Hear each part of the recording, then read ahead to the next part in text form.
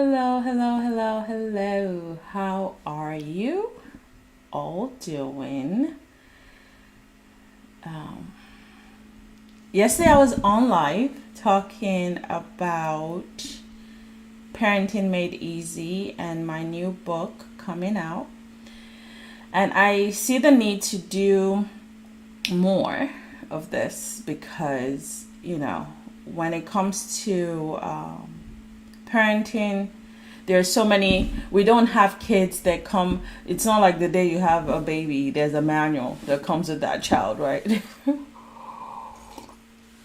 That tells you, well, this is how you're going to raise this child, and this is what they're going to do. I wish they do. I wish they come with manuals. My aunt used to say, you know I think she said it particularly for marriage, that marriage is it's like a gift. You don't know what you get until you unwrap it. I say the same for kids. You don't know what you get until they start growing. And a child at 4 may not be the same as when that child turns 6, or when that child becomes 12 or 15 or 17. No one really stays the same. I think when a child is now the same, then you need to check to see if you're doing the right thing. Especially if they're not growing. So, as a child is growing, as they're exploring the world, as they are trying to navigate through the world, they learn new things, right? So we as a parent, it's our responsibility to do right by them by impacting their lives and by being good examples. And it's not simply just saying don't do this or don't do that, which is very typical, very, very typical of what we've been taught and how we've been raised, to just say, oh, don't do this, don't do that, and expect a child to do exactly what you're telling them not to do. I know sometimes with my kids, I'm like, go clean your room, and I have to say it like 10 times or more. And good luck if they do it. And sometimes I just figure out, okay, what battles am I willing to fight?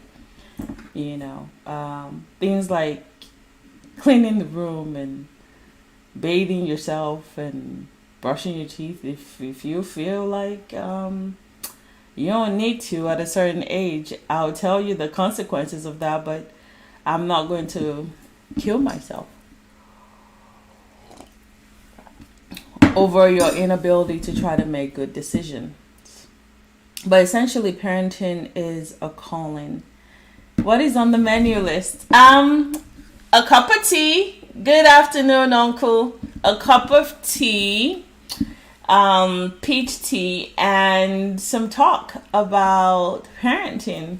I have a new book coming out called Parenting Made Easy, and a book I wrote because of my own unlearning and relearning how to be a better parent and how to serve my children better, and how to show up in a way that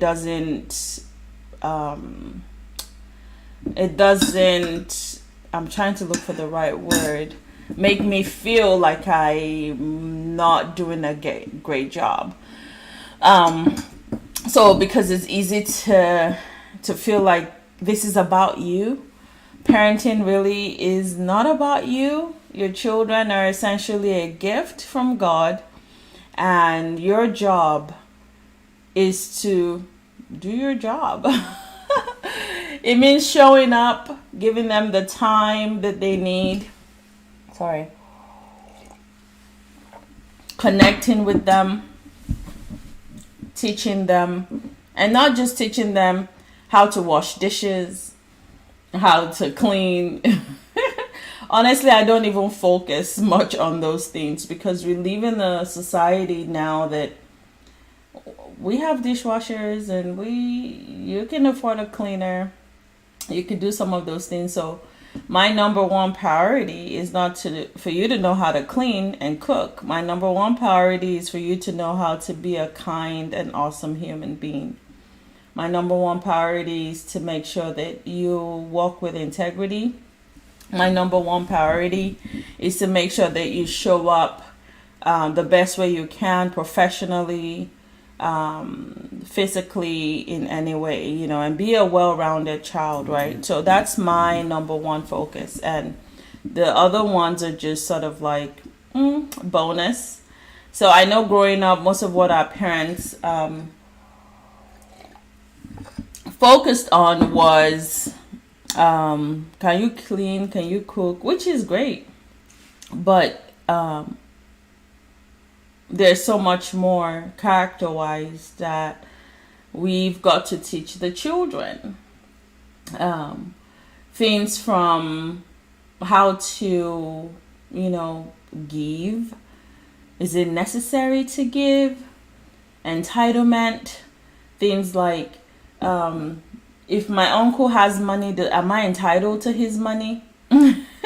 Oh, because my parents have money, am I entitled to their money? Being confident, but without being puffed up. Showing love without being a doormat. Speaking your mind without being rude. Those sort of things. And really just instilling certain principles that would help a child grow and navigate. Sorry, I'm multi-streaming both on Facebook and on my YouTube channel. So this is the first time I'm trying to multi-stream. So I'm trying to learn as I go. So essentially, being a parent is so much more than being that birthing person that gave birth to this children or to that child. It's, a calling. It's something it's a gift. It's something that God is giving you to do. And it's something that you must do effectively, because if you fail at it, you have generations to come that your decision and indecision would have affected their lives.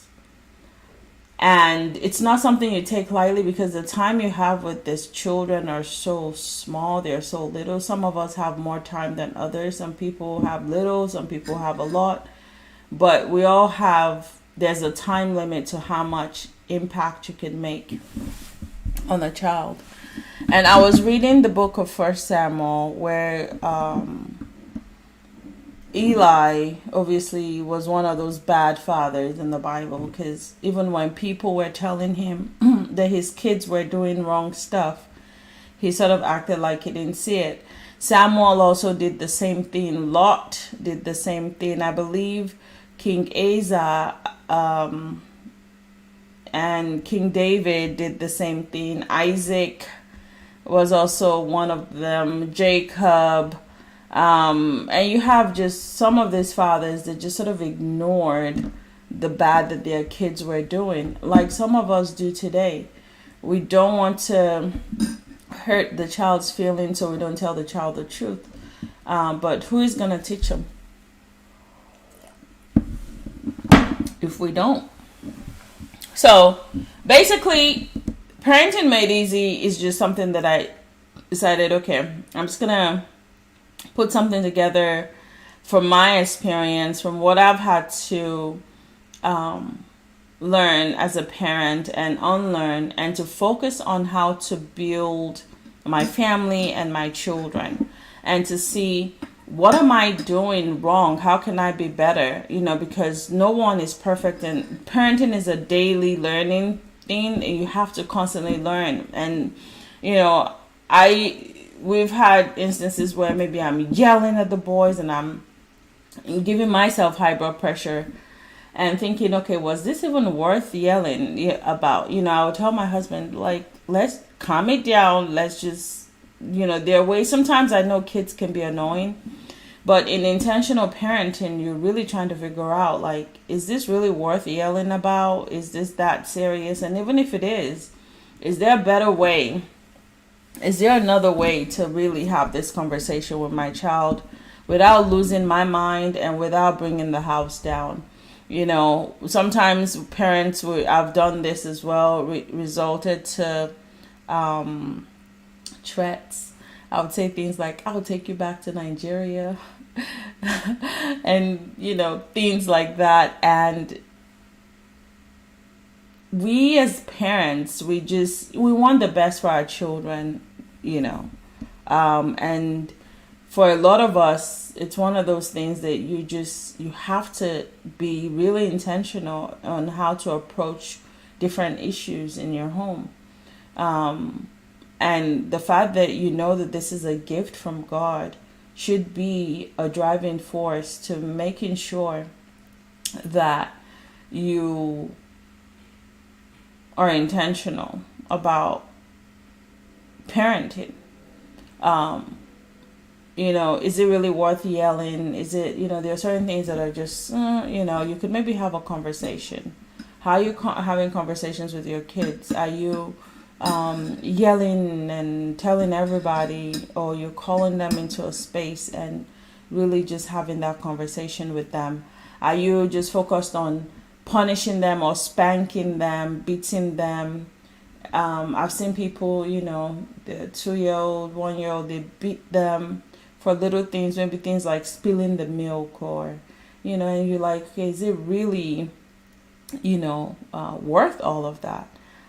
Certain things that you don't want your kids growing up and they only remember you for, you know, being that parent that is always yelling or screaming or beating them. Worst of all, are they really actually learning from your yelling and maybe spanking it? And so sometimes it works and sometimes it just doesn't. So essentially just being very cautious of like how we communicate, and the style at which we do that is really important. So everything from, for my 2 sons, if I want to have like a serious heart-to-heart conversation with one of them, maybe they did something, I would call them into a room separately from the sibling and have a conversation. I find that to be much safer and probably even more respectful, I would say, because I know as parents you don't think about respecting your child, but I feel like it's more respectful doing it that way. Also trying to make sure I catch myself anytime I find myself wanting to yell or scream, and to just be cautious of what I say even when I'm angry, you know, because a lot of us will say a lot of things. Some people have gone as far as cursing their children and saying things that are ungodly to their children in the name of trying to make a point clear. So again, understand that this is a warfare and it's a battle for the soul of your child, and your job is to make sure that the devil is not trying to snatch them away from you or from God. Is to make sure that you're doing your job to instill the right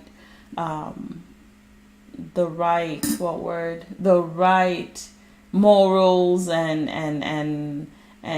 the right teachings, and sowing those seeds into their hearts, so that even long after they leave your home, they do not have questions about what mommy or daddy thinks or what their family stands for. They absolutely know what they want out of life. I left Nigeria at the age of 17, and my parents put me on that plane to come to America all by myself.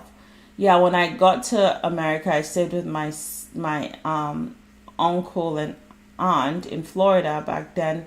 But I would always remember the things my parents said to me, and that sort of kept me away from a lot of things. I didn't do a lot of the things that some other kids who came to America were doing, because I just, that those words were constantly replaying in my mind. So what are those things that you're sharing with your kids, you're telling them or you're instructing them to do? And are you actively not just like really talking to them and not just saying, don't do this, don't do that? You're actually like being cautious and intentional about the type of conversations that you have with your children. So I think for me, that's just the most important thing, like just really being intentional about parenting and not just leaving everything up in the air and hoping that, one day they would learn it. Being cautious about teaching them daily on different issues and different things, and even some things that some people don't even want to talk about. Like, I just want to have this conversation with you so that you're fully aware, so that it doesn't come as a surprise to you when issues come up later as you grow and as you leave the house. So that's it. I'm gonna do more of this. They're gonna be short. I'm going to try to come up with topics. If anyone has any questions about parenting or any challenge, we could definitely discuss it. I could answer those questions on my next live video. I'm gonna try to do this as time progresses and my book launches, and even after that, we are planning to do some exciting things with the parenting and the children and the youth and stuff. And it just so happens that this is also part of my calling as far as my nonprofit organization. So it just sort of blends well. So that's it. I hope you guys have a wonderful day. May God bless you and keep you. May his face shine upon you and be gracious to you. May he give you peace. And I just woke up and I had to do this, so my voice is kind of low. I look a bit tired, but I know if I don't do it now, I probably have a full day packed with activity for the kids. My son wants to go print a 3D, something on 3D. Anyway, I have no clue. A mold to create something. And I don't know what my other son has planned or what we're planning for today. But we're going to cook, we're going to have fun and just spend time as a family. But I wanted to do this early enough before my day starts and before life gets busy. School for us starts next week. So I have to get my mind ready for that. And to prepare myself for the new school year and pray. So please stay prayed up for your children. Keep praying for them. Keep instructing them. Keep redirecting them and reinforcing the things you've taught them. And just keep your head up. Don't give up. Direct them. Don't leave them to their own devices, because the Bible says foolishness is in the heart of a child. So it's so easy for them to do things because they're children. So it's your job to direct them and keep redirecting and reinforcing as much as you can until one day